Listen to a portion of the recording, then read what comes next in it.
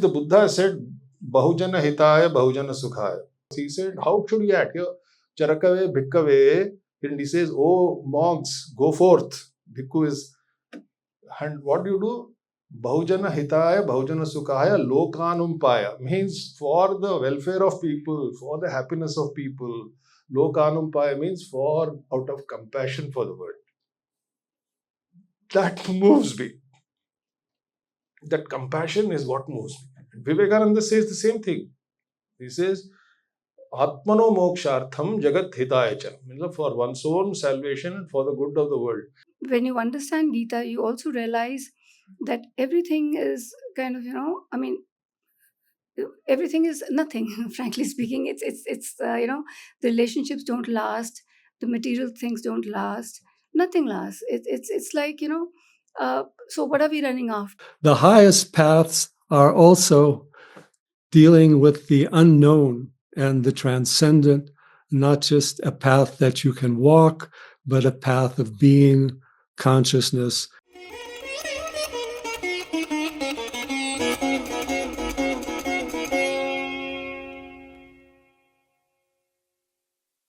A gathering of seekers, scholars, storytellers, and spiritual practitioners for the discussion of a remarkable book, Unseen Paths.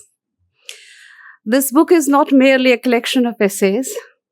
It's an invitation to walk into the interior world of consciousness, to question what we often take for granted, and to seek wisdom not just in scriptures or traditions, but in lived experiences. In a time when noise often substitutes for thought, Unseen Paths dares to offer reflection. The essays within come from varied voices, renowned scholars, thinkers, artists, and spiritual mentors. They offer no single doctrine, no definitive truth, but a mosaic of insights that speak to the eternal human quest. Who am I? Why am I here? What lies beyond this visible? As David Chalmers so aptly said, there's nothing that we know more intimately than conscious experience, but there's nothing that is harder to explain. This evening we come together to explore that very mystery, not as academics alone, but as fellow travelers. We're deeply honored to have with us this evening Ms. Romola Butalia, the editor of this insightful volume, herself a seeker and a teacher in the tradition of the Himalayan yogis. Her life among sacred spaces and her writings reflect the serenity and depth of spiritual inquiry. Welcome, Mr. Sri Himanshu Joshi, whose voice through music and thought has captured the textures of India's cultural soul, now lends his reflections on inner journeys. Welcome. Professor Trilotan Shastri, a thinker and change maker whose work in governance and democracy is underpinned by a deep philosophical core. Welcome, sir. Ms. Sunita Pant Bansal, whose lifelong work in mythology and storytelling gives us a bridge between the past symbolic wisdom and the present's yearning for meaning. Welcome, Ms. Bansal.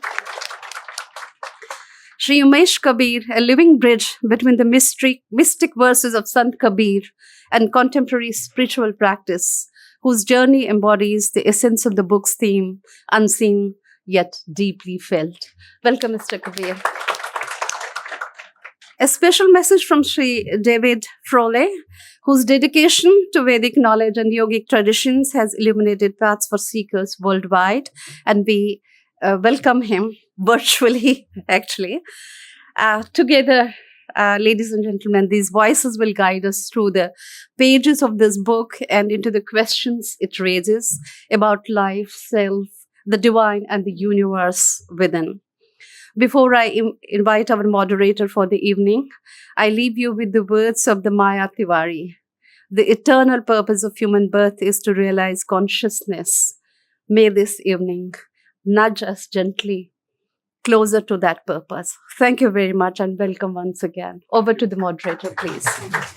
Good evening, everybody, and thank you for coming. Thank you, Usha ji, for, obviously you've read the book, and that's always wonderful to see, because so often it happens that we speak about a book without reading it. So I want to thank you, and I want to thank India International Center for hosting this event. I want to say a few words about the publishers, because they're invariably the shadowy presence behind, and people don't get to know what it is. But a good book is very much a collaboration between the publisher and the authors in this case. So Motilal Banarsi Das has been there for 122 years. This century I have been with them, but not the last one. And they have always operated as a family business where it was very relationship based. So whenever I went to meet them at office, I was invited for lunch, and lunch was a traditional sit down affair. It was a very large joint family. Their mother used to sit at the head of the table, and I think most of the authors with MLBD have felt that they were part of a larger family. I used to often meet him here, and once he brought his daughter-in-law Atika with him, and I realized that MLBD was changing, because for the first time, the daughter-in-law of the family was taking an active part in the family business. And after that, I have really sort of been in touch with Atika. We would sit and spend many hours together discussing and ideating, and this book was born from there. Now, I just want to introduce first Himanshu Joshi. I don't want to talk about all the things that he's done. I want to just tell you that when I first heard him speak of the Kumauni Ram Leela and break into song, he transported me to the Treta Yuga. And that's what I want you to experience. So I'll hand it over to Himanshu. What Ramula saw, heard when I was part of a small part I played in the Almora Lit Fest. एक बहुत रोचक और बहुत ही सुंदर एक विधा है कुमाऊं में, जिसको कुमाऊनी रामलीला कहते हैं. रामलीला, जैसे आप सभी जानते हैं, एक श्री राम की यात्रा जो है, जीवन यात्रा का जो मंचीय प्रस्तुतिकरण होता है. The theatrical adaptation of his journey is what Ramlila is. Every region has its own flavors. Kumaon की रामलीला का स्वाद कुछ अलग है. पहली बात तो ये है कि ये एक गेय परंपरा है. It's an operatic tradition. Dialogues are sung, they're not spoken. It goes back about 300 odd years, maybe more. किसने लिखा, क्या लिखा, कब लिखा, किसने बनाया, ये सब नहीं है, रिकॉर्ड कहीं नहीं है. एक जनरेशन ने सीखा और आगे की जनरेशन को उन्होंने सिखाया, और ये सिलसिला अब तक चला आ रहा है. मैं भी इसका एक छोटा सा हिस्सा था. मेरे मामा श्री मोहन उप्रेती, उन्होंने मुझे इस रामलीला का स्वाद चखाया. और जैसा होता है, शुरुआत थी एक अदना से, छोटे से रोल से, जो चारण का होता है, the announcer in various places, सूत्रधार का role. And slowly you ascend the hierarchy, अब धीरे धीरे सीढ़ियाँ चढ़ते हैं. तो मैंने केवट भी किया, मैंने भरत शत्रुघ्न में से शायद भरत किया था, फिर लक्ष्मण किया, राम किया, और अल्टीमेटली रावण किया. और रावण का रोल करने में मुझे ये अंदाजा हुआ कि जो शेड्स ऑफ ग्रे में प्ले कर रहा था वो बहुत ज्यादा डीप थे. मेरे मामा की एक आखिरी ख्वाहिश थी कि since I'm a trained filmmaker, he wanted me to document it properly. लेकिन उनके जीते जी ये नहीं हो पाया, तो मैंने फिर एक बीड़ा उठाया, मैंने कहा चलो चलते हैं, जाके देखते हैं क्या है। और हिंदी में एक शब्द है कूप मंडूक। I was very naive, you know. I thought I knew it all, and when I went there and when I checked up what the process was all about, it was very, very deep. It was huge, and I felt like a little baby there, you know. I mean, there was so much material to compile, collate, understand. It took me all of 6 years to find out the essence of this form. मैं आपको उसके कुछ चीज़ें चखा देता हूँ, क्योंकि समय बहुत कम है, बहुत अच्छे स्पीकर्स मेरे बाद हैं। I am a performer, I am not a speaker, so I just sing out couple of things which I think brings you to that realm of spirituality. क्योंकि मैंने देखा है ऑडियंस में जब रावण का विलाप होता है अपने बेटे के शरीर को देखकर, शत विक्षत शरीर को देखकर, मैंने कई लोगों को रोते हुए देखा है. It touches a chord somewhere. These compositions are so beautiful. कोई कुमाऊनी में नहीं है. मूल आधार रामचरितमानस का है, उस पे लोगों ने लिखा है. इसमें अवधी है, ब्रज है, उर्दू है, बहुत खूबसूरत उर्दू है इसमें. शुरू करते हैं. एक छोटी सी रचना मैं आपको सुनाना चाहता हूँ. हम लोग मैंने कुछ रचनाओं को चुना है बेस्ड ऑन द पोइट्री, उनका जो कवित्व है और उनकी जो कॉम्पोजिशंस हैं. कुछ त्रुटियां हों, कुछ गलती हों तो मुझे माफ कीजिएगा. राम लक्ष्मण पुष्प वाटिका जाते हैं फूल चुनने के लिए जहां सीता से उनकी भेंट होती है. तो ये गाना मैं आपको सुनाता हूँ, ये गीत आपको सुनाता हूँ. ये युगल गीत है. कैसी खिली फूलवारियां, कैसी खिली फुलवारियां, पवन मंद सुगंध सोहे, चलत रैन फुहारियां, कैसी खिली फुलवारियां, सैन्य संग ऋतुराज आवत, रत्न जड़ित सोपान राजत, बाग बीच तड़ाग सोहे, बाग बीच तड़ाग सोहे, मोर चातक हिरनिया, मोर चातक हिरनिया, कैसी खिली फुलवारियां. अब आप इमेजिन कीजिए कि ये रचनाएं पूरे क्लासिकल रागों में निहित हैं. इसे गाने वाले वो बच्चे हैं जिनको क्लासिकल की समझ नहीं है. लेकिन खूबसूरती यह है कि वहां की अभी भी उसको कहते हैं रामलीला की तालीम. तालीम कही जाती है. 2-3 महीने पहले शुरू हो जाती है और it's a brilliant ground for this young talent to understand music, to understand theatre. क्योंकि आपको एक एक्टर भी होना है, आपको एक गायक भी होना है, और you have to be first and foremost be a very very good singer to understand this. एक बहुत खूबसूरत बात मैं आपको सुनाना चाह रहा हूं. एक मास्टर जी हुआ करते थे पिथौरागढ़ में, और उन्होंने एक बहुत सुंदर बात, ये मेरे ख्याल से अर्ली 60s की बात है. मेरे गाइड थे जिन्होंने मुझे इसके बारे में बताया, प्रेम मटियानी जी, चले गए बहुत जल्दी.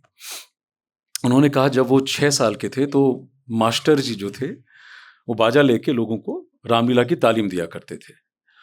तो उनका ये कहना था कि बेटा, अगर तुम्हारी ऑडियंस में 2 ऐसे लोग बैठे हैं जिनमें एक को दिखाई नहीं देता और एक को सुनाई नहीं देता, तुम्हारे गाने में इतनी तासीर होनी चाहिए कि जिसको दिखाई नहीं देता उसको ये दृश्य साफ नजर आने लगे, और तुम्हारा भाव, तुम्हारी भंगिमा इतनी सुंदर होनी चाहिए कि जो सुन नहीं सकता उसको तुम्हारा गीत सुनाई देना चाहिए. Now, I don't think there's a better explanation and it's a very simple thing that he said.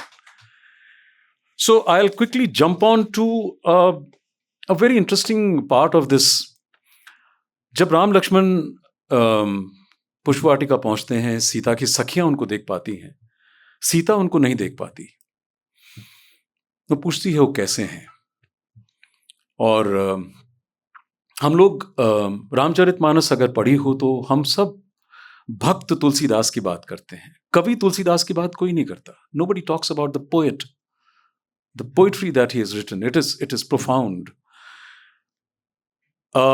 सखियों का एक बहुत सुंदर एक विवरण है. This is from Ramcharitmanas. वो कहती हैं कि देखन बाग कुंवर दो आए, बय किशोर सब भांति सुहाए, श्याम गौर किमी कहो बखानी. एक श्याम है, एक सांवले हैं, एक गोरे हैं, इनको क्या बखान करें. अगली लाइन बहुत खूबसूरत है. गिरा अनयन नयन बिनु बानी. गिरा जिह्वा को कहते हैं, जीभ को कहते हैं, कि जीभ की आंखें नहीं होती और आंखों की वाणी नहीं होती. हम कैसे समझाएं कि कितने सुंदर हैं वो. No, I think it's one of the most beautiful lines that he has written, and I will sing it out to you now.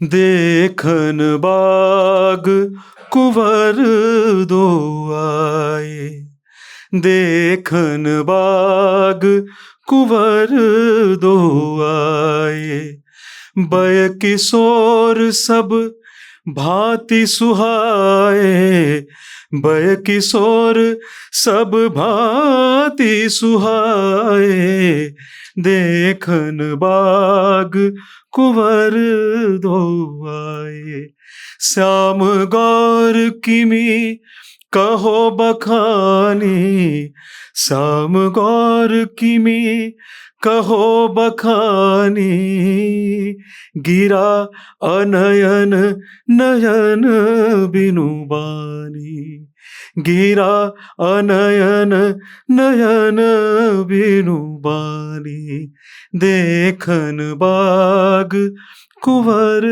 दो आए.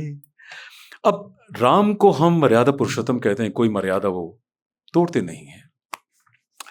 Here the theater kind of trumps over the religious thought. Lakshman Ram से पूछते हैं कि सीता कैसी हैं, आपने देखा उन्हें. So there's a very beautiful composition. It is, I don't know who wrote it, who composed it, where Ram starts describing Sita's beauty. वो एक पुरुष हैं जो एक सुंदर स्त्री के रूप का वर्णन कर रहे हैं. तो यहां वो मर्यादा पुरुषोत्तम नहीं है. And this composition is probably one of my favorites.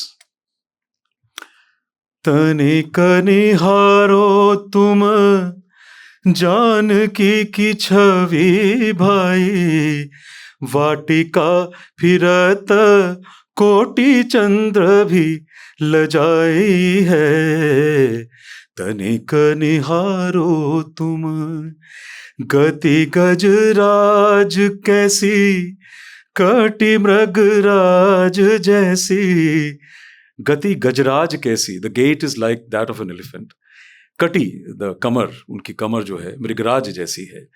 गति गजराज कैसी, कटी मृगराज जैसी, घूंघट में छवि कैसे हिरनी से नैन है, तनिक निहारो तुम झील कैसे केशरू, कीर कैसी नासिका है, कंठ कपोत कैसे बैन कोकिला से है, तनिक निहारो तुम कोकिला के बैन चोरे, हिरनी के नैन चोरे, कोकिला के बैन चोरे, हिरनी के नैन चोरे, ममचित चैन चोरे छवि ये समाई है, तनिक निहारो तुम. I'll be jumping passages and तो एक बहुत सुंदर रचना है जो हमारे यहाँ 2 जगह की रामलीला को मैं मेन मानता हूँ. एक अल्मोड़ा जहाँ से शुरुआत थी, and the second one is in Pithoragarh. But problem ये है कि जैसे घरानों में होता है, राइवलरी होती है, तो अल्मोड़ा वाले पिथौरागढ़ वालों को कुछ नहीं समझते और and vice versa. The feeling is mutual. रचनाएं दोनों जगह बहुत सुंदर हैं. And when I discovered all this, I tried to sing them out to the either parties and they would say नहीं ठीक है, हमारा बेटर है, उनका खराब है. मैं आपको उन दोनों का एक ही चीज का एक ही सिनेरियो है जहां पर राम लक्ष्मण अब दरबार जाते हैं. सीता स्वयंवर होने वाला है. सीता की माँ है सुनैना. बहुत से लोगों को उनका नाम पता नहीं, लेकिन उनका नाम सुनैना है. वो उनकी एक कॉम्पोजिशन है जो अल्मोड़ा में गाई जाती है, और similar composition is sung by Janak in Pithoragarh. I will sing both just for comparison, and both are very beautiful. You know, when you close your eyes, you are transported in an completely different horizon. Sunaina की रचना ये है. हेरी सखी मुनि संग बालक काके, हेरी सखी मुनि संग बालक काके, हसी कुमुद भोए है टेढ़ी, माथे तिलक झलकाए, हेरी सखी मुनि संग बालक काके, हेरी सखी मुनि संग बालक काके. There is more but we don't have time. इसी तरफ जनक की एक बहुत सुंदर कॉम्पोजिशन है विच आई वांट टू सिंग. शुद्ध मालकोंस पे आधारित. और इस बहाने, इन ट्रेनिंग्स के बहाने, वहां के लोगों को राग रागनियों की बहुत समझ है और बहुत पकड़ है, which is amazing, really really amazing. मुनि जी मुनि जी मुनि जी,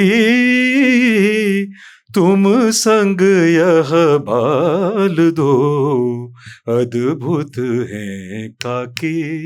मुनि जी मुनि जी मुनि जी, तुम संग यह बाल दो, अद्भुत है काके. अनुपम छवि मन में भाय, हिया हसाय चितलु भाय, जो ये बाल धनुष तोड़े, जागे भाग सिया के. मुनि जी मुनि जी मुनि जी, तुम संग यह बाल दो, अद्भुत है काके. Thank you. I think I'll jump to a little ahead of everything. धनुष तोड़ देते हैं राम, और परशुराम आके गुस्सा होते हैं, और एक परशुराम लक्ष्मण संवाद है. It's a long piece. उससे दूर जा रहा हूं. मैं सिर्फ एक कॉम्पोजिशन आपको सुनाना चाह रहा हूं जहां पर राम के मर्यादा पुरुषोत्तम होने की छवि हमें नजर आती है. अगर आप आंखें बंद करें तो आपको लगता है कि हाँ, ये तो राम कहते हैं, यही कह सकते हैं. Now this is where this entire form transcends everything. You know, it kind of hits you right here. और ये मैं दावे के साथ कह सकता हूं, जितना हम लोगों को सांस लेना सहज है, वहां के लोगों के लिए रामलीला उतनी ही सहज है. It's part of their DNA. They've been living it, they've been breathing it, they've been experiencing it day in and day out, every year.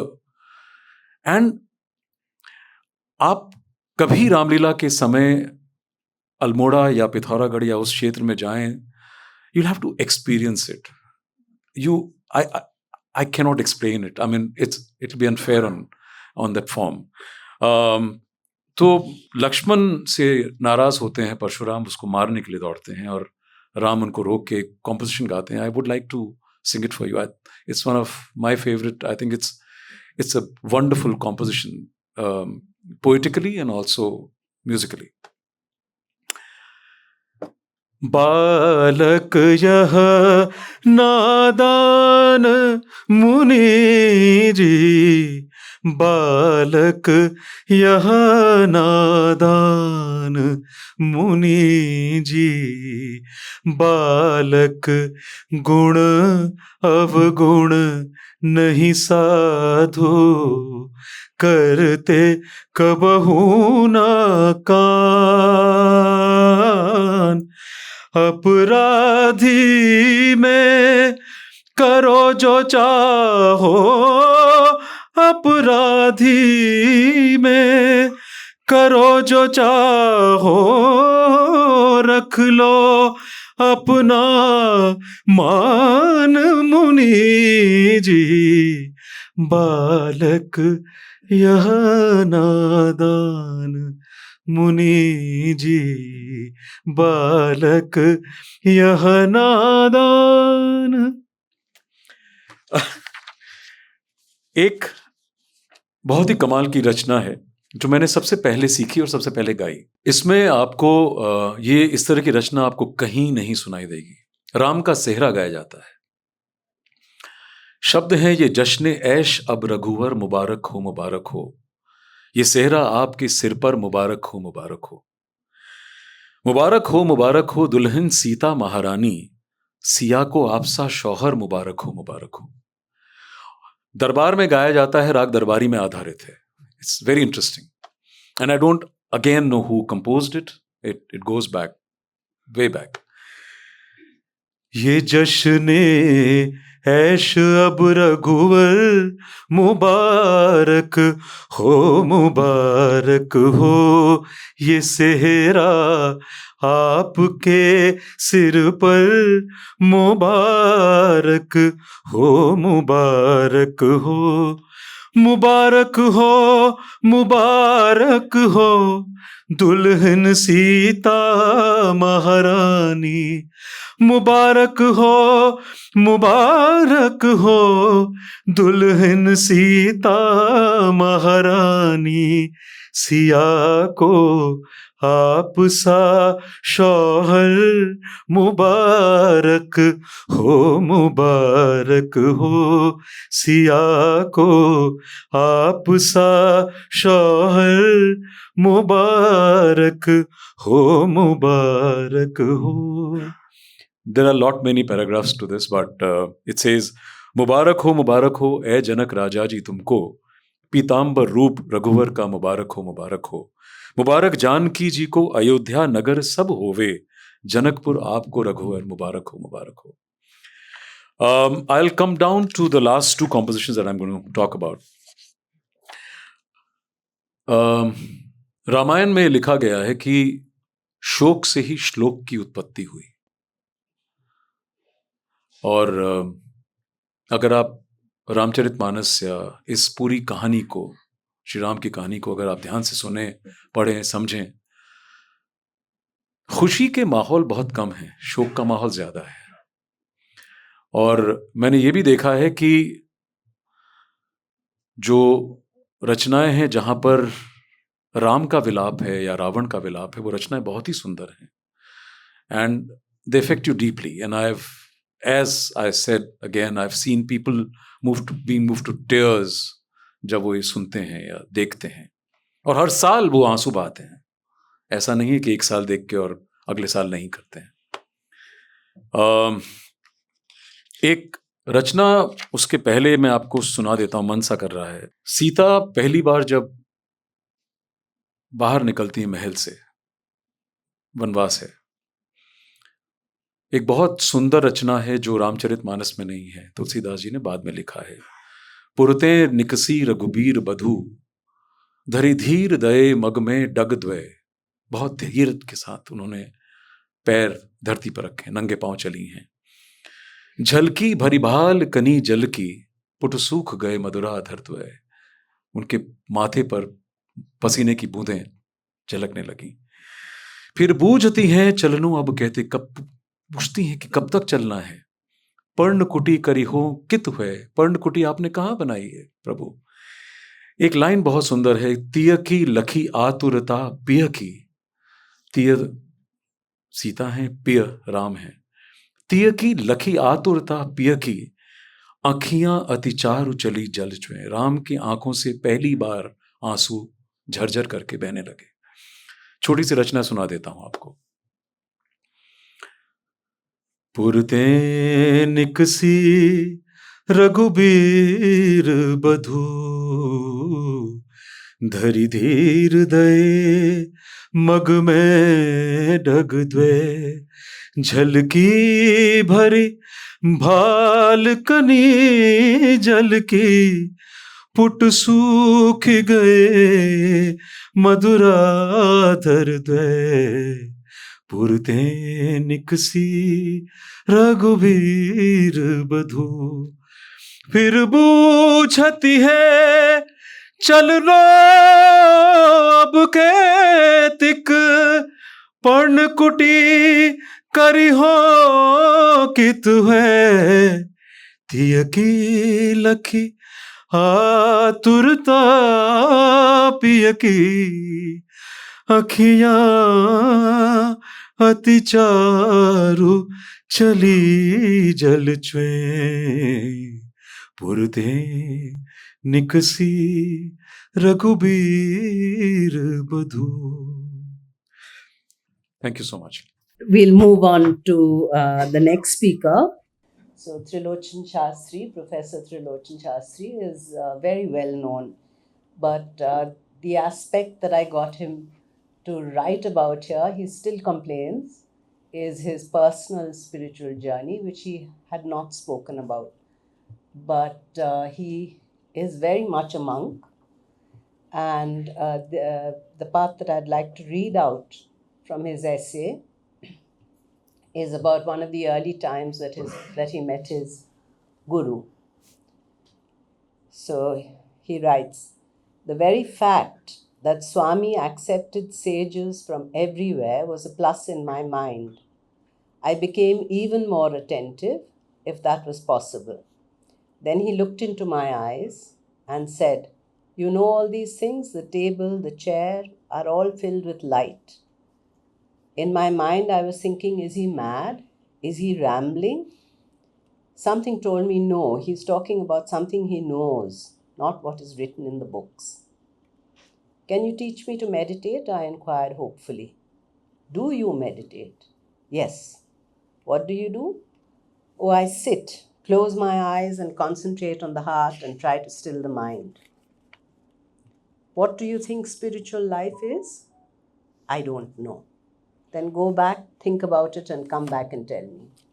I was not going to leave him. I can tell you now, spiritual life is to be free.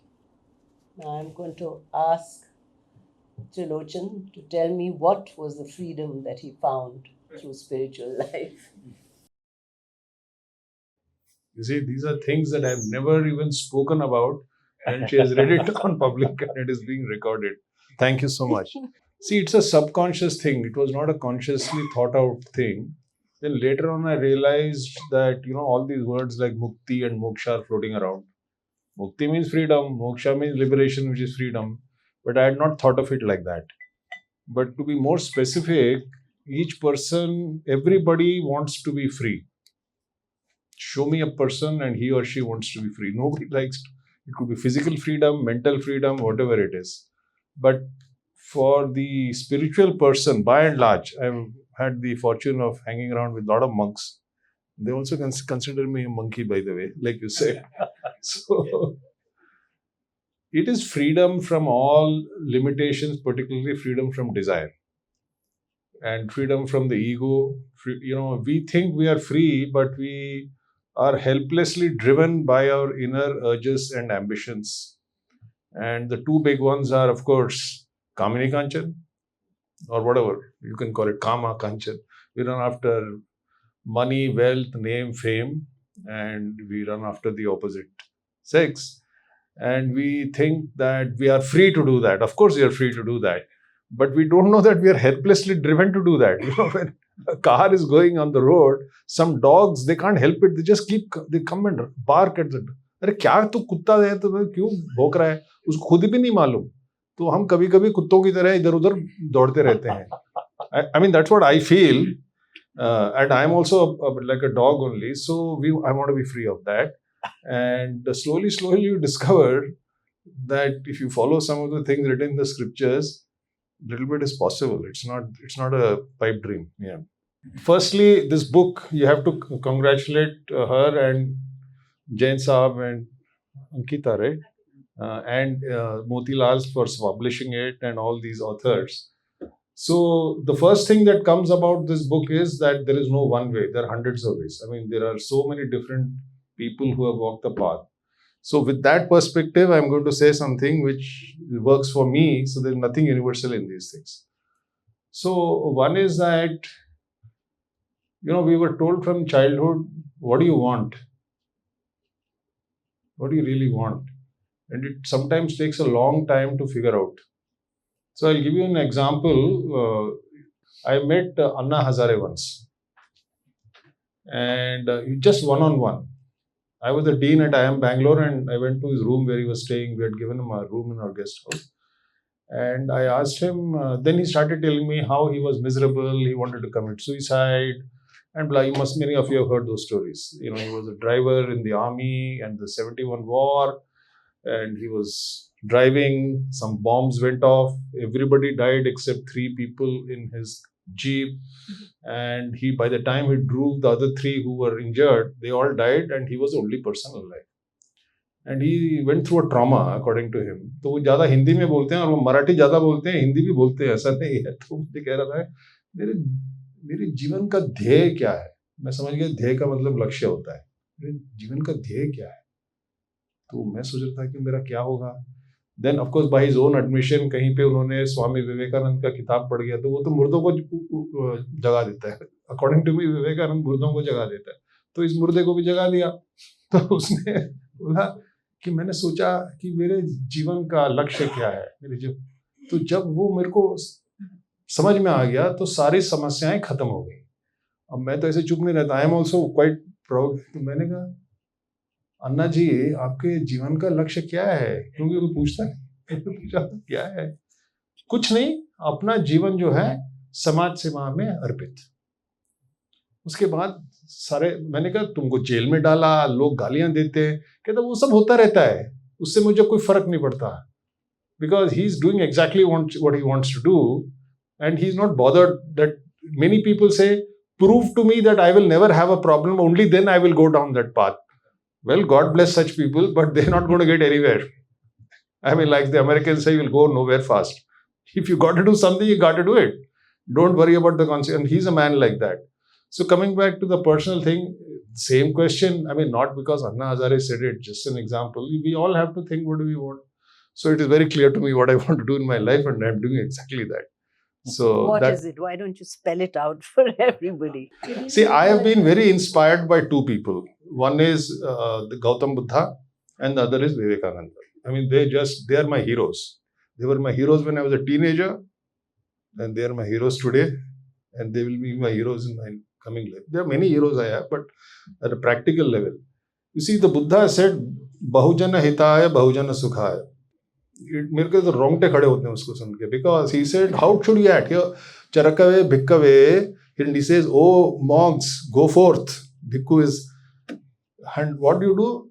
Bahujana Hitaya, Bahujana Sukhaya, Lokanumpaya, means for the welfare of people, for the happiness of people. Lokanumpaya means out of compassion for the world. That moves me. That compassion is what moves me. Vivekananda says the same thing. He says, Atmano mokshartham jagat hitaya cha. Means for one's own salvation and for the good of the world. And he writes to his Guru Bhais, Arey, what are you doing? You want nirvana and all. People are suffering. To hell with your nirvana. I am willing to be born again and again. Even if I can help one, I am willing to go to hell. This inspires me. So I think, ये मेरा जीवन का लक्ष्य है. But now I think yes, ये मेरे नर्क जाने के लिए तैयार है. Because I'm not saying this is the only way, but it works for me. And this came because of trying to lead this. It gives you joy, it gives you freedom, it gives you purpose in life, and you know, problems will come and go. अब क्या करेंगे? Problem तो आएगी आएगी, उसका क्या कर सकते हैं? Thank you, Trilochan, because there's a lot that you have to do, and there are many ideas and plans that you have. And So I found that there are two kinds of people: those who are moved by their personal achievement and those who are moved by compassion. Gandhi is definitely one of them. Vivekananda, Buddha, they are all like that. Now, those who are moved by compassion, they are in one category, and those who are moved by individual salvation, individual achievement, that's how the society is, they are in a different category. So we can all decide where you want to be. But I found we are hardwired in a certain way. We are all hardwired. Some people don't feel Vaishnav Jana Tene Kahiye Peed Paraya Jane. It's such an inspiring thing. He has put it in so many words. Vaishnav Jana Tene Kahiye Peed Paraya. Gandhi's favorite thing. तो कई लोगों को दूसरों का पीड़ समझ में ही नहीं आता है. उनको तो मजा आता है, दूसरों को पीड़ देने में मजा आता है. कई को तो ऐसे भी लोग हैं. और कई लोग कहते हैं ठीक है यार, अब क्या करें, हम इसका क्या करें. और तुमने क्या, ऊपर वाले ने दुनिया को बर्बाद किया और तू खुद आया कि दुनिया को बचाने के लिए. ऐसे भी लोग बोलते हैं. तो मैंने कहा नहीं, हम दुनिया को बचाने के लिए नहीं आए, ये हमारा स्वभाव है. We can not change the world, but ये हमारा स्वभाव है, ये करना है. And that story of that monk who is trying to pull that, you know that story ना, वो गंगा में बैठा हुआ है और बाढ़ आती है और वो बिच्छू आता है, तो बिच्छू मर रहा तो बिच्छू को उठाता है, तो बिच्छू उसको काटता है. तो ऐसे से करता है, फिर 3 बार करता है. हर बार वो, फिर कोई पूछता है बाबा जी क्या कर रहे हो, वो तो हर बार तुम्हें काट रहा है. कहते वो बिच्छू अपना काम कर रहा है, मुझे अपना काम करना. तो उस स्वभाव से हम करते हैं, कोशिश करते हैं, स्वभाव से कोशिश. Thank you. So the next speaker is Sunita Pant Bansal, and again I'm going to read out something which is written. Mythology provides a rich tapestry through which spirituality is expressed and understood. These ancient stories, whether they come from India or anywhere else, transcend their cultural origins to offer universal insights into the human spirit. They invite us to explore the depths of our own consciousness, grapple with existential questions, and seek a deeper connection with the divine and the cosmos.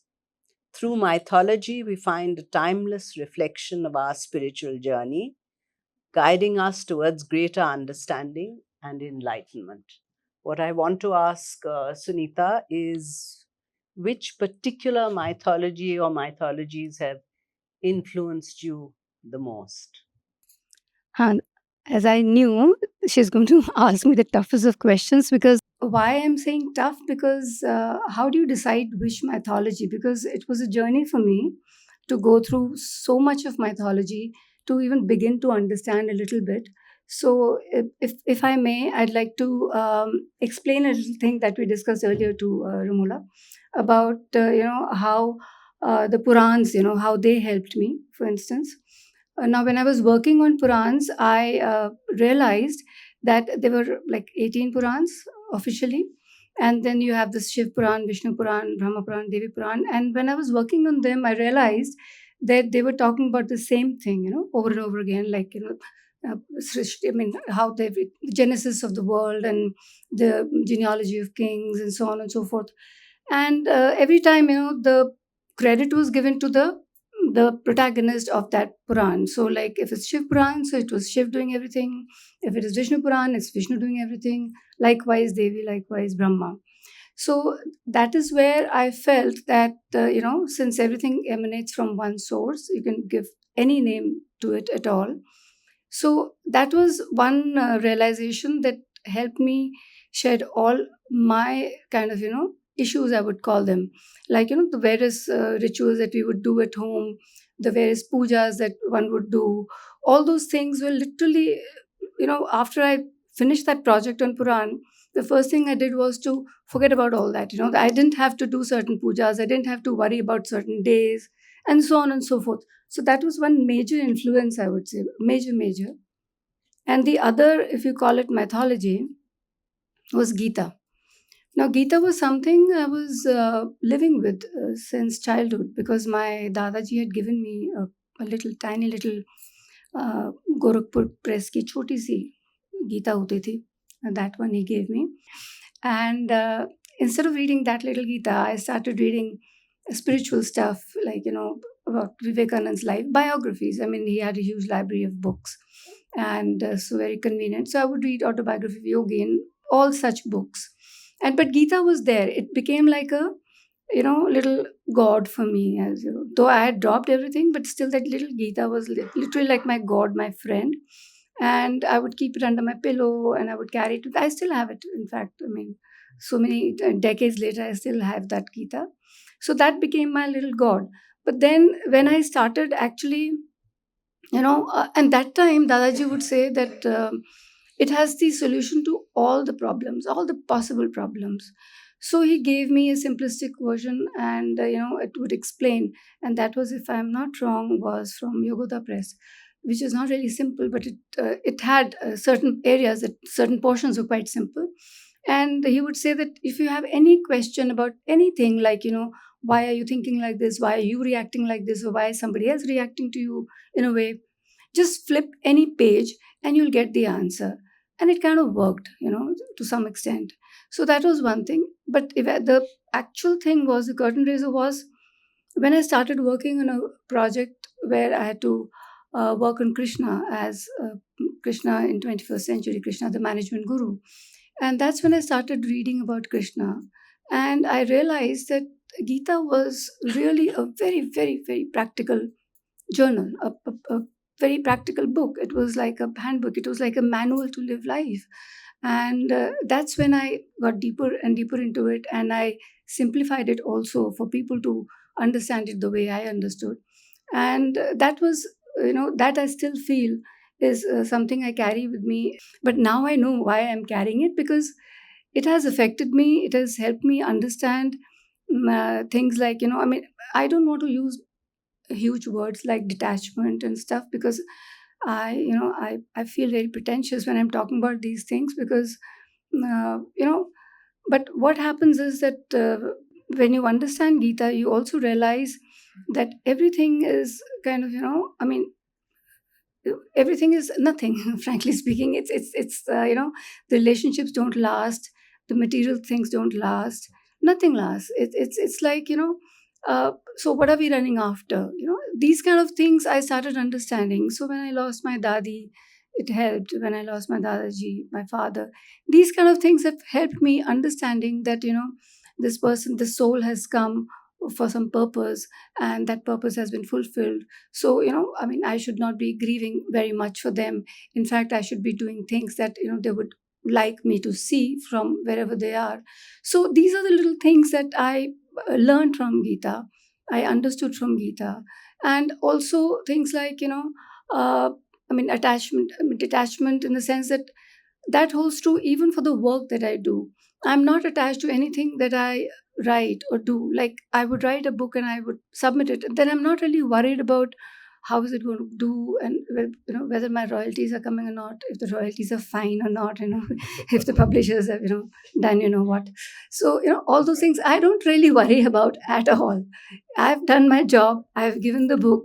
Where is my next book? What am I writing on? So that is how, so that detachment has kind of helped me there also. So that's what I'm saying. The word is huge, but it can be simplified, according to me, in very many ways, in life. So that is, I think, a very long answer to a very short question of yours. Thank you, Sunita. Namaste, Shri Gurubhyo Namaha. This is Dr. David Frawley, joining you from our hermitage in the Southern Rocky Mountains of the United States. I'm very happy to be with you. I have been associated with MLBD for a number of decades and many publications, and I'm very happy to see the creativity they have and the titles they adopt, the very important people that they are able to bring into publications. And this wonderful Unseen Paths book, Spirituality and Consciousness, edited by Romola Butalia as well. It is a wonderful book. I did contribute my views on yoga and to some extent Ayurveda to it.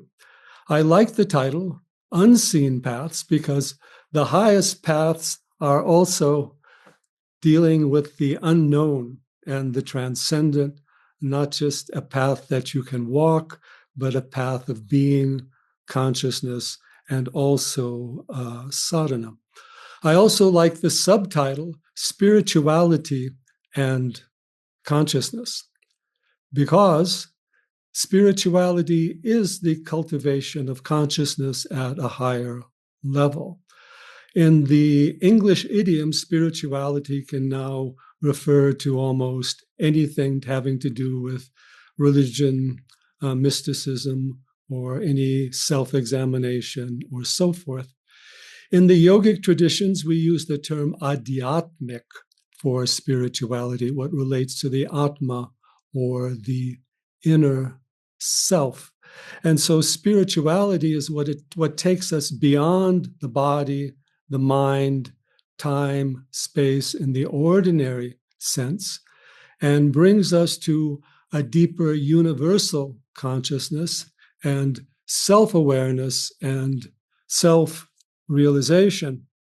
And in India, this has been the homeland of that true spirituality. I also like to call it yogic spirituality.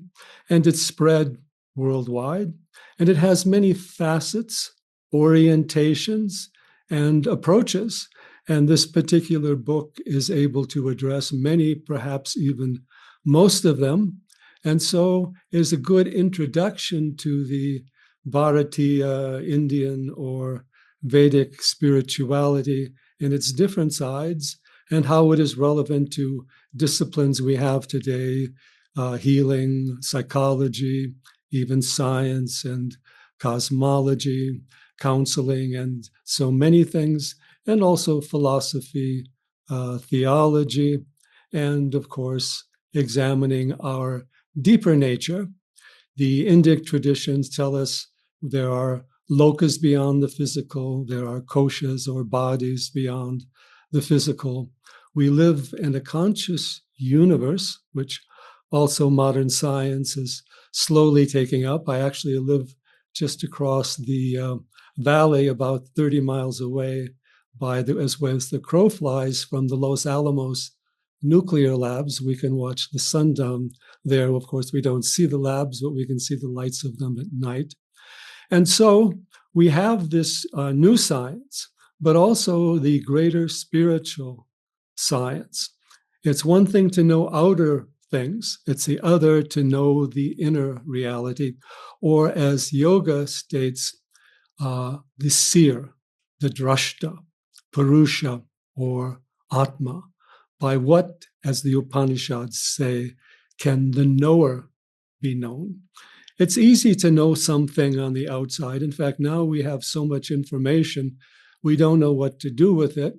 Of course, it helps us in many ways, but you are much more than any information. Any living being is much more than statistics. The entire universe, at a certain level, is a great mystery, unknown, and inner path of higher awareness. So I'm very happy to join you for a few minutes here. And I am again honored to be connected to the Indian communities at various levels of yoga, Ayurveda, Jyotish, Sanatana Dharma. Wonderful tradition. Please preserve it, but at the same time, make it living experience and direct perception, not just book knowledge, but a way of being and self-realization.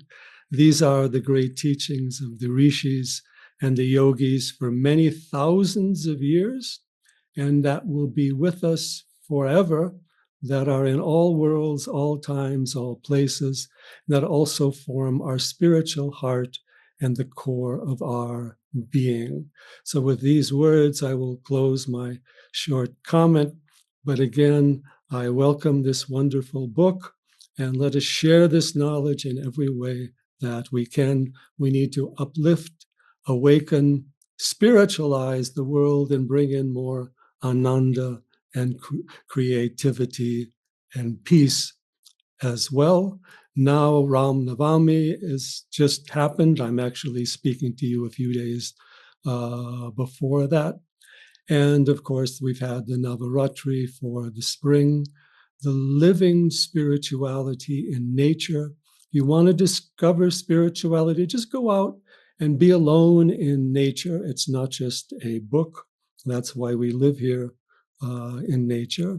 So again, my best wishes, and let us raise the consciousness, which is the true spirituality, for the benefit of all living beings. Shri Gurubhyo Namaha. Hari Om Tat Sat. Namaste, Shri. So the last speaker for the day is Umesh. And Umesh Kabir lives in the Kabir Mulgari ashram at Kashi or Varanasi. And how he reached there, I just want to read out the paragraph from his essay, which sort of leads you to it. To rest my overburdened mind, I came out of my room. I paused. I heard some music playing from a speaker down the street. This is very common in India, even in the middle of the night. I listened. Someone was singing. Suddenly, my feet were following that sound. I left my room unlocked, the door wide open behind me, and just followed the music. It led me to a small ashram near the bank of the Ganga. I saw a group of sadhus wearing white robes with long beards sitting on the ground on top of a leftover straw, husks from the rice harvest, singing with a dafli. The translation of the song is, this land is not home to me. The world is mere paper that the rain will wash away. A tangle of thorns that will die enmeshed. A bale of hay that will burst into flames. Says Kabir, listen, fellow seekers. Your refuge is the true master. So what I'm going to request Umesh for is to sing the song as he heard it. And also to tell us what was it about the song that made him leave everything, renounce the world, and he's been living there for more than 20 years, probably 25 years now. And I would like to say thanks to Motilal Banarsi Das Publication House, because today I'm sitting here because of that publication. I've contributed my writing over there. And very much thanks to Romola ji and Trilochan Shastri ji, actually, who referred my name to write this chapter here. And thank you all for being here. So when we start listening or singing Kabir, Kabir invites everybody in his own journey. That's what the beauty of Kabir. You might have heard or you might have sung this song, Pothi Pad Pad Jagmua, Pandit Bhayan Koe, ढाई आखर प्रेम का पढ़े सो पंडित हुए. आप सबने इसको सुना है. कभी कभी लगता है कि एक तरफ तो हम शास्त्रों की बात कर रहे हैं, ऐसा क्या है कि कबीर कहते हैं कि पोथियों में कुछ है ही नहीं.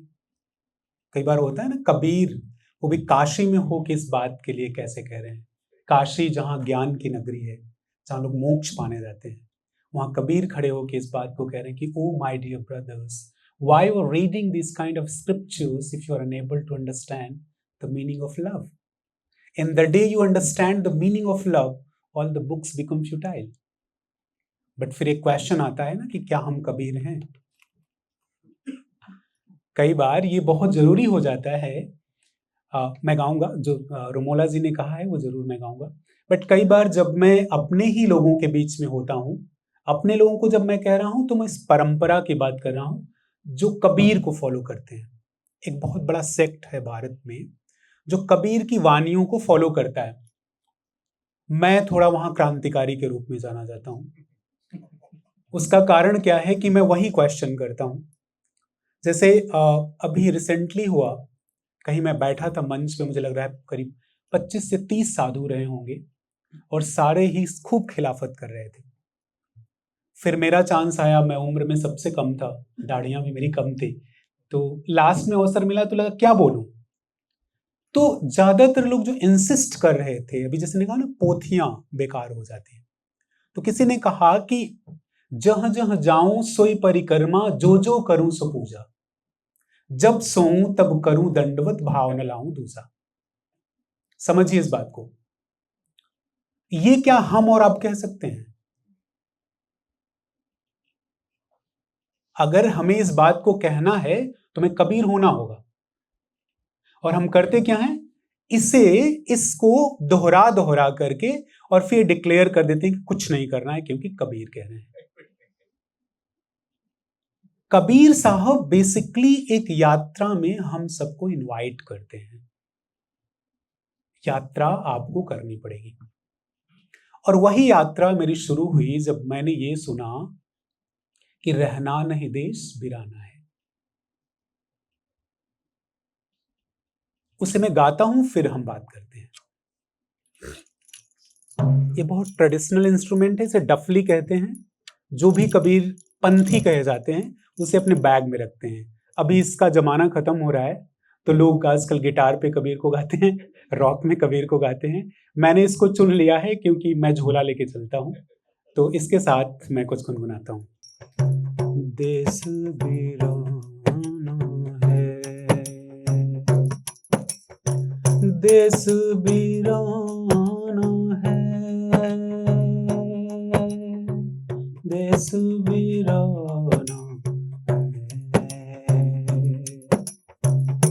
रहना नहीं देश वीराना है, रहना नहीं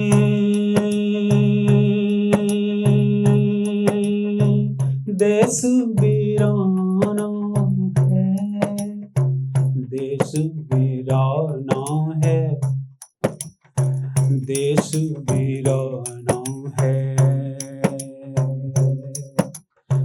देश वीराना है,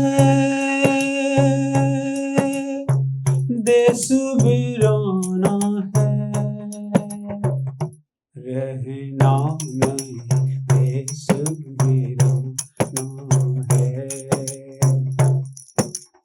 यह संसार कागद की पुड़िया, यह संसार कागद की पुड़िया, बूंद पड़े जली जाना है, रहना नहीं देश वीराना है, बूंद पड़े घुल जाना है, रहना नहीं देश वीराना है। यह संसार कांटों की बाड़ी, उलझी उलझी उलझी उलझी मरी जाना है, रहना नहीं देश वीराना है, वीराना है,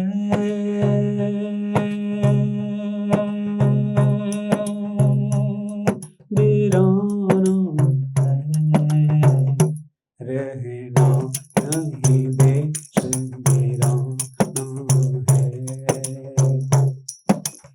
यह संसार झाड़ और झाखड़, झाड़ और झाखड़, आग लगे रे जाना है, रहना नहीं देश वीराना है, वीराना है, वीराना है, रहना नहीं देश वीराना है। कहत कबीर सुनो भाई साधो, कहत कबीर सुनो भाई साधो, सतगुरु नाम खजाना है, ठिकाना है, रहना नहीं देश वीराना है, वीराना है, वीराना है, रहना नहीं देश वीराना है।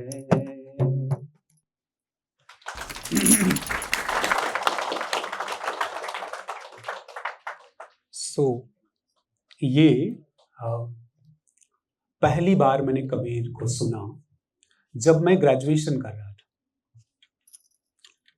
और मुझे याद है वो रात जिसके बारे में भी रूमोला जी बात कर रही थी। इलाहाबाद यूनिवर्सिटी से मैं ग्रेजुएशन कर रहा था और मेरे प्रोफेसर ने मुझे असाइनमेंट दिया था Macbeth and merchant of Venice पे। आज भी मैकबेथ समझना मुश्किल ही लगता है, तब तो बहुत मुश्किल लग रहा था। तो मैं फ्रस्ट्रेटेड कहीं ना कहीं अपनी पढ़ाई को लेकर था, क्योंकि मैं गांव से आया था। और ट्रूली स्पीकिंग जब आप शहर में आते हो ना, तो बड़े स्मार्ट लड़के दिखते हैं, और उनके साथ कोलैबोरेट करना थोड़ा गांव के बच्चों के लिए मुश्किल होती है। वो मेरे साथ भी थी। और उस रात जब मैं उस आश्रम में पहुंचा तो कुछ साधु इसको गा रहे थे। चूंकि मेरी पहली लैंग्वेज हिंदी है तो मैं हर एक शब्द को समझ पा रहा था। और ग्रेजुएशन में एक ड्रीम भी है, कहीं ना कहीं एक अच्छी जॉब करनी है। क्लास में जो सबसे खूबसूरत लड़की है वो सबको चाहिए होती है लड़कों को। तो कहीं ना कहीं मेरा भी था कि उसको इम्प्रेस करना है ना, बड़ी गाड़ी चाहिए। वो सारे ख्वाब आपके दिमाग में चल रहे हैं जब आप ग्रेजुएशन कर रहे हैं। अचानक से कुछ ग्रुप ऑफ पीपल कह रहे हैं कि रहना नहीं देश वीराना है, you do not belong to this world. ये अपना है ही नहीं, ये तो झाड़ झाखड़ है, जल जाएगा। कागज की नाव है, बूंद पड़ेगा गल जाएगा। और एक तरफ ख्वाब चल रहे हैं ना, प्यार करना है, घर बसाना है, सब कुछ चल रहा है। ये तो कॉन्फ्लिक्टिंग आइडियाज हैं। उस रात में जब वापस आया तो सो नहीं पाया। उसका कारण ये नहीं था कि कुछ छू गया मुझे, सो इसलिए नहीं पाया कि वो कॉन्फ्लिक्ट चल रहा था कि 15 बड़ी बड़ी दाढ़ियां बढ़ा के लोग इतने खुश कैसे हो सकते हैं। मतलब पुआल पे बैठ के सारे लोग मस्ती में गा रहे हैं, इतने मस्त ये कैसे हो सकते हैं। मतलब मेरे पास तो फादर ने एक अच्छा सा कमरा लेके दे दिया है, अच्छा सा फैन है, खाने पीने की सारी व्यवस्था है। ये मतलब कहीं ना कहीं ये दिमाग में चल रहा था। तो खैर उसके बाद मुझे लगा कि इसे थोड़ा समझना चाहिए, क्योंकि अपनी जर्नी की बात हो रही है। मैंने उस दिन के बाद हर रोज उस आश्रम में जाना शुरू कर दिया। सुबह शाम जाता, साधुओं के साथ बैठता, कभी उनकी थालियां धो देता, कभी आश्रम में थोड़ी सफाई कर देता। एक इंसान जो वहां बैठा रहता था, उनका सिर्फ एक काम होता था। एक बड़ी सी तख्त होती थी, तख्त आप सब जानते हैं, तख्त होती है, उस पे बैठना और बैठकर मुस्कुराते रहना।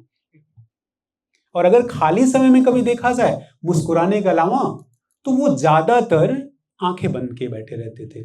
अब उस उम्र में एक बात और समझ नहीं आ रही है, घर में तो पिताजी को शिवतांडव पढ़ते देखा है ना, माँ को दुर्गा सप्तशती का पाठ करते हुए देखा, उस फैमिली से आया था। अब ये इंसान यहाँ बैठकर आंख बंद किया, आंख खोलता है तो किसी को देखे तो मुस्कुरा देता है।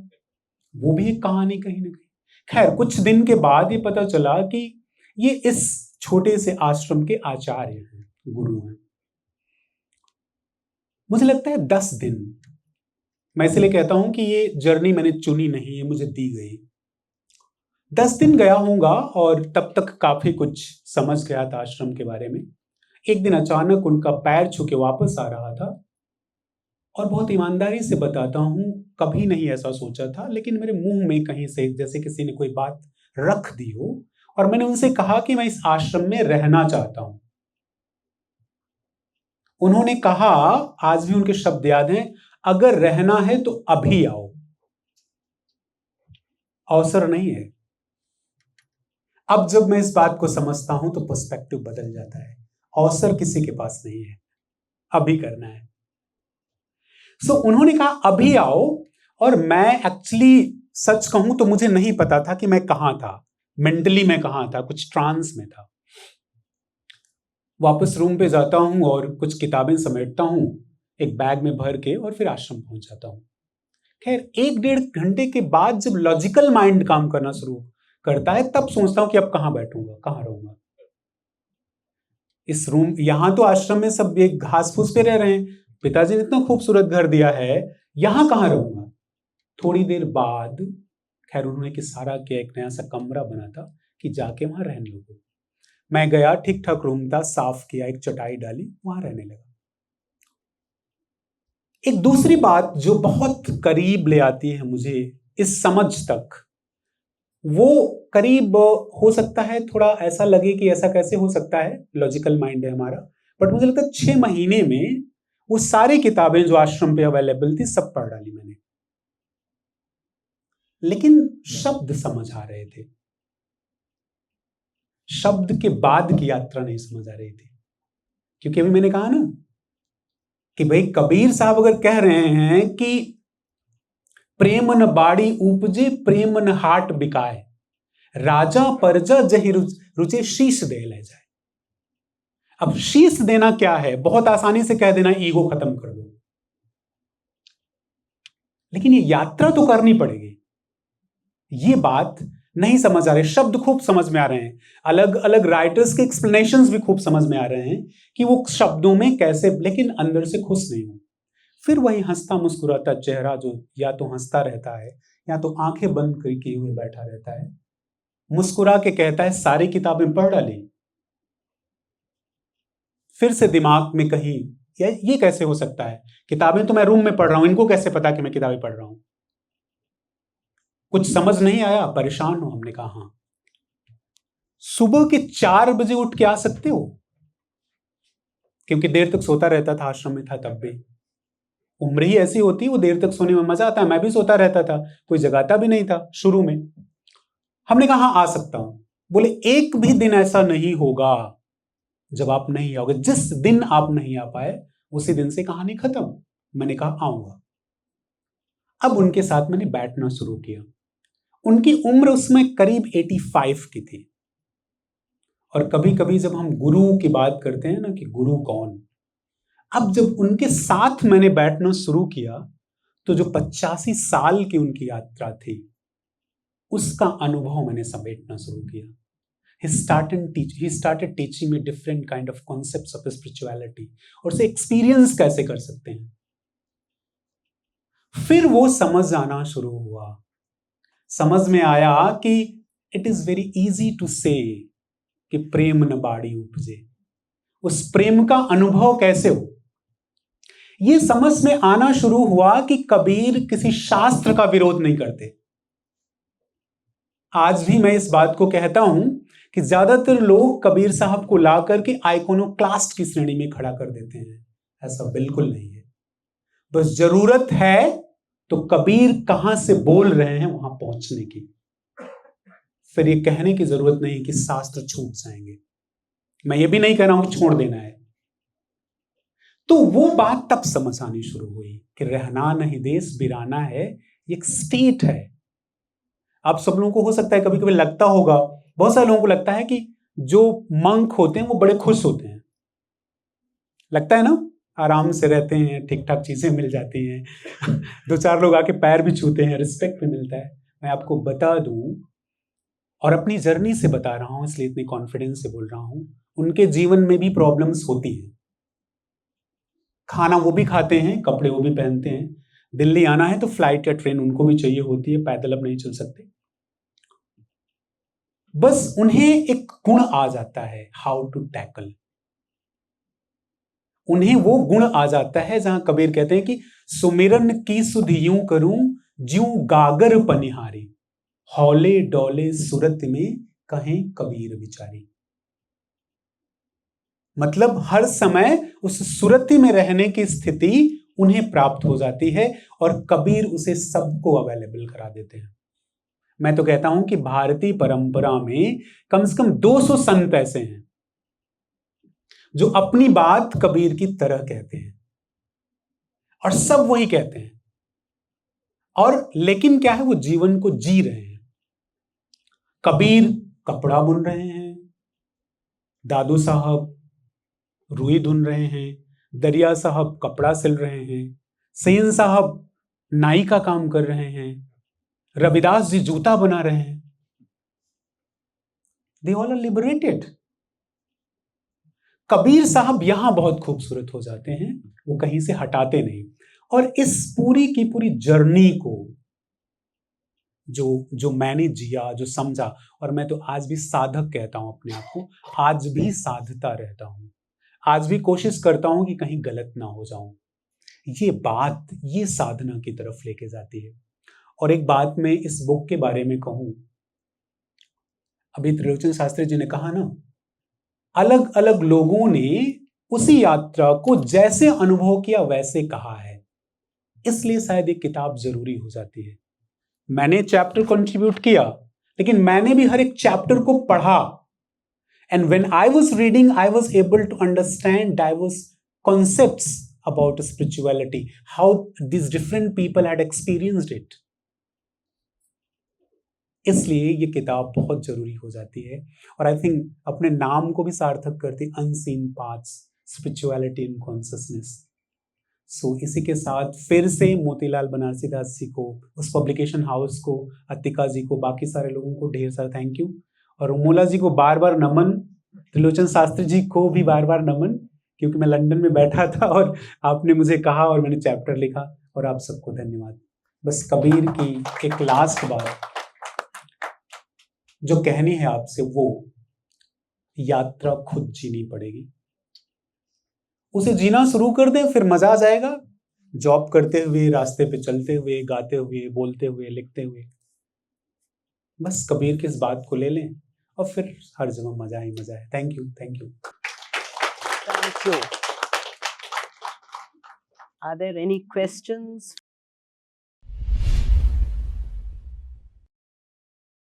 Your journey has been learning from a number of masters. That's what, and basically it is, the existence is the experience, and all these learnings are into a bag which you've accumulated.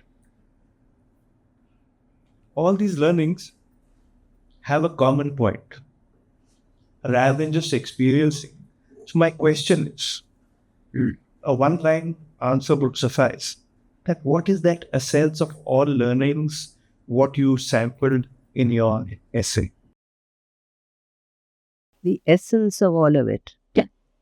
Again, the same thing that he said, life is the journey that you have to live, and through it you learn. I think it's the same for anybody who follows the spiritual path. I mean, all the learning that you seek has to be reflected in your life, and your life has to be eventually your message. सबसे मुश्किल गाना है मेरे ख्याल से। मैं जब रावण का पार्ट कर रहा था तो मामा ने मेरे कहा भी कि थोड़ा सा डिटैच होकर इस चीज़ को करिएगा। होता नहीं है, क्योंकि रावण की तरह सोचना शुरू कर दिया, रावण की तरह फील करना शुरू कर दिया, ऐसा समझना शुरू कर दिया कि अगर मैं अपने पुत्र को इस स्थिति में देखूं तो मेरा क्या रिएक्शन होगा। गा के सुना देता हूँ। रावण कहते हैं कि मेरो सुत ऐसो बली कहाँ तू गयो, इतना बलशाली तू था कहाँ चला गया। ऐरावत जिन पूंछ ईंच के इंद्र ही जीत लियो। एक बार कहा जाता है कि वो तपस्या कर रहे थे इंद्रजीत, तभी उन्हें इंद्रजीत कहते थे, और इंद्र उनकी तपस्या को भंग करने के लिए ऐरावत पे आए, तो पूंछ को से उसको उठा के कई योजन पार उन्होंने फेंक दिया। ऐरावत जिन पूंछ ईंच के इंद्र ही जीत लियो, तेरी शरण सो दिग्गज डोले देवन बांध ही रहो, मेरो सुत ऐसो बलि कहाँ तू गयो। I'll sing it now. मेरो सुत ऐसो बलि कहाँ तू गयो, मेरो सुत ऐसो बलि कहाँ तू गयो। ऐरावत जिन पूंछ ईंच के इंद्र ही जीत लियो, तेरी शरण सो दिग्गज डोले देवन बांधी रहो, रे मेरो सुत ऐसो बलि कहाँ तू गयो, मेरो सुत भुज बल तेरो कहाँ ले बरनो, सुरपति कापी रहो, नाग फांसते बाध्यो पवन सुता, नाग फांसते बाध्यो पवन सुता, लक्ष्मण धरणी पन्यो, रे मेरो सुत ऐसो बलि कहाँ तू गयो।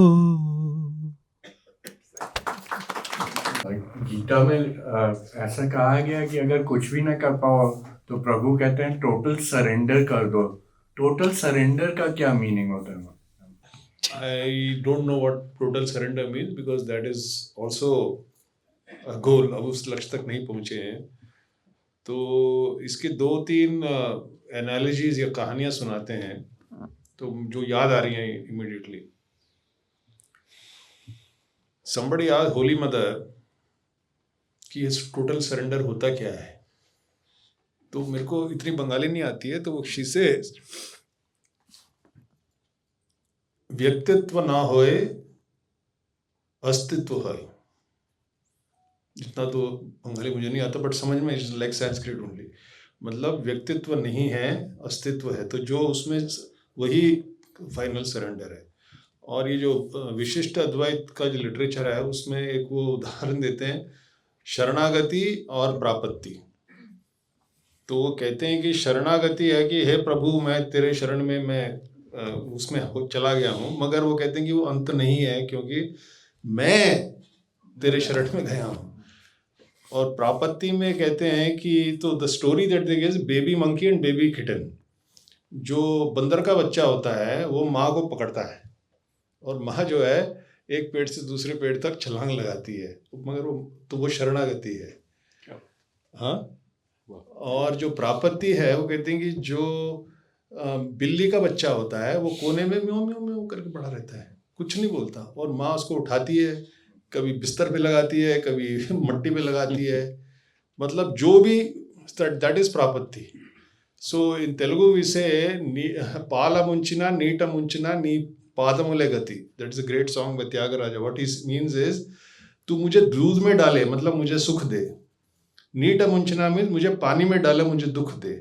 तू मुझे पानी दे या सुख दे या दुख दे। नी पादमुले गति मीन्स मैं तेरे शरण, तो मैं कुछ मांगूंगा नहीं, जो भी तू देगा मैं लूंगा। That is what I understand conceptually. बहुत बड़ी बात है।